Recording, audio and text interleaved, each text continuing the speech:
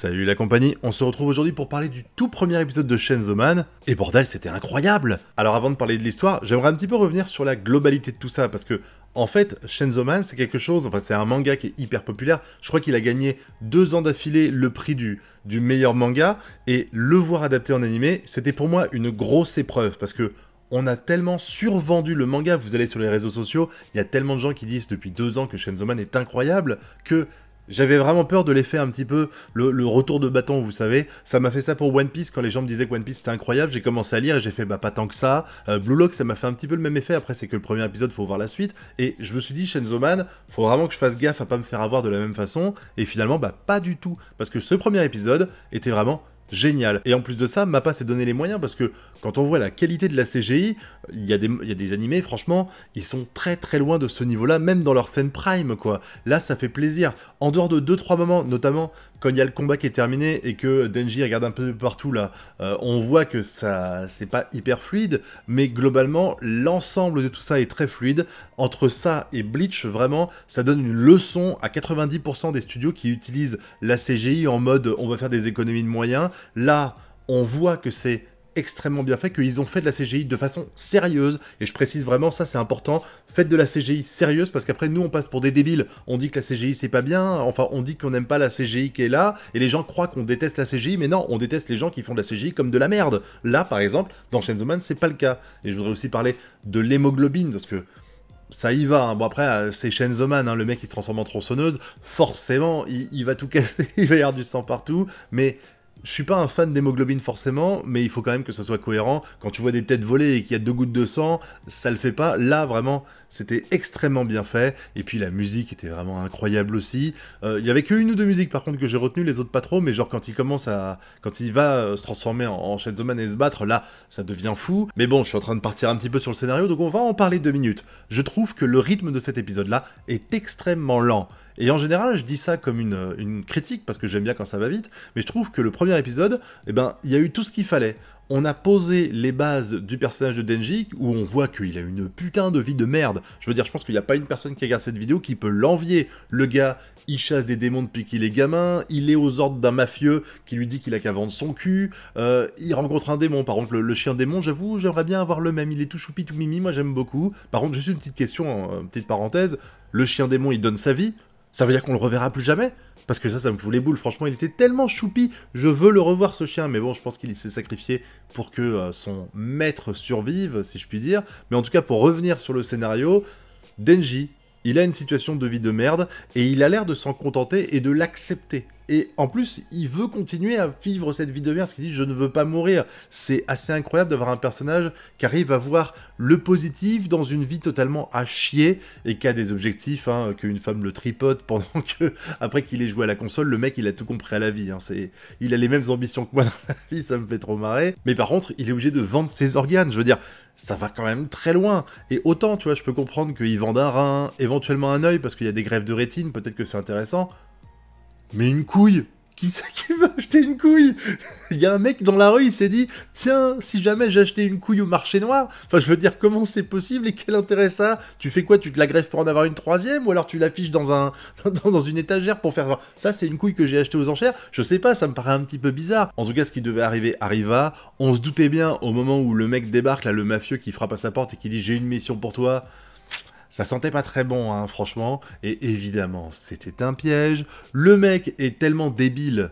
Le gars, je sais pas, il fait appel au chasseur de démons pour tuer des démons, et il fait un pacte avec un démon. Il a pas compris que ça allait pas marcher, enfin, je veux dire, c'était évident. Donc le démon, c'est un démon zombie. On a eu le démon tomate, qui était assez marrant. On a eu le démon zombie, j'ai hâte de voir le démon courgette. Mais en tout cas, le démon zombie, bah, il va s'attaquer à Denji. Denji va essayer de fuir, mais il ne va pas réussir. Les zombies vont bien le défoncer, franchement, et le moment où il y a le chien démon là qui va faire le pacte avec lui, j'ai adoré. C'était un moment de complicité qui était vraiment intéressant, parce qu'on nous explique que le chasseur de démons qui travaille avec un démon, c'est un peu atypique, et on peut comprendre, hein, chasseur de démons, voilà tout ça, mais le chien démon, tu sens qu'il est attaché à lui. Parce que au début, lui, en tant qu'humain, dit « Quand je mourrai, récupère mon corps pour pouvoir vivre une belle vie ». Voilà, tu vas hanter mon corps, tu vivras ta vie tranquille, et voilà, comme ça, tu vivras mon rêve, en fait. c'est toi qui vivras mon rêve parce que tu te barreras d'ici et tu pourras faire tout ce que j'ai rêvé de faire jusqu'à présent. Et en fait, là, à la fin, avec le sang qui coule dans sa bouche, le démon se réveille un petit peu, il a assez d'énergie pour fusionner avec l'humain et il lui dit, pour la première fois il lui parle, c'est dommage qu'il n'ait pas parlé avant, peut-être qu'il pouvait pas, hein, et il lui dit, je vais te donner mon cœur, grâce à ça, et ben tu vas pouvoir vivre et accomplir le rêve dont tu parlais. De tripoter une femme, voilà, les super rêves, le mec il est pas très ambitieux dans la vie, mais bon, ça sert à rien de vouloir être le roi des pirates, hein. Vivre une vie normale, c'est pas non plus déshonorant, et donc, il va fusionner, ce qui va lui permettre de récupérer ses morceaux de bras, de jambes qui ont été détruits partout, et visiblement il va perdre la maladie qu'il avait, parce qu'il toussait là, il crachait du sang, on nous faisait comprendre grosso merdo qu'il en avait pas pour longtemps à vivre, hein. Je pense que c'est fini, que ça y est, c'est bon, le chien démon l'a régénéré complètement, et il va défoncer tout le monde de façon tellement fou, c'était l'orgie d'hémoglobine, il défonce tout, la musique était top à ce moment-là, moi j'ai adoré, et puis il va rester transformé en démon comme ça, jusqu'à ce qu'il y ait une sorte de chasseuse de démons du gouvernement qui débarque, et qui va le serrer dans ses bras, ce qui va le calmer, et du coup, il va perdre sa transformation. Faut être couillu quand même, hein, parce qu'un mec qui a 2 tronçonneuses à la place des bras et une tronçonneuse sur la tête, j'ai pas forcément envie de le serrer dans mes bras, mais elle le fait, elle est en confiance, ce qui va faire qu'il va redevenir humain, et maintenant, au lieu d'être le toutou de la mafia, il va être le toutou du gouvernement par l'intermédiaire de cette nana-là.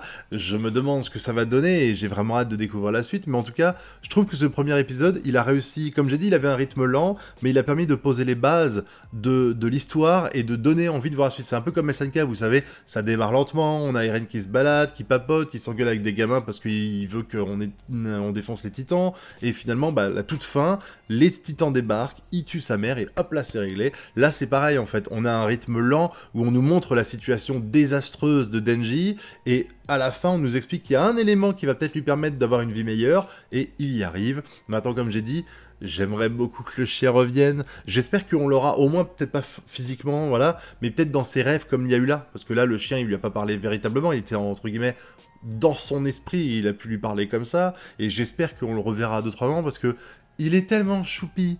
Il est tellement choupi, ce chien tronçonneux, je veux le revoir, je veux le revoir. En tout cas, cet épisode était génial. Ça, plus Bleach la veille ou l'avant-veille, on était gâtés, hein. Franchement, là, 2 animés qui nous montrent qu'on peut avoir une qualité d'animation incroyable sur un épisode, même dans des moments un petit peu osef, et qu'on peut avoir une très bonne CGI. Ça fait plaisir, parce que ça va peut-être permettre à des gens de comprendre qu'il y a une différence entre de la CGI médiocre et de la très bonne CGI.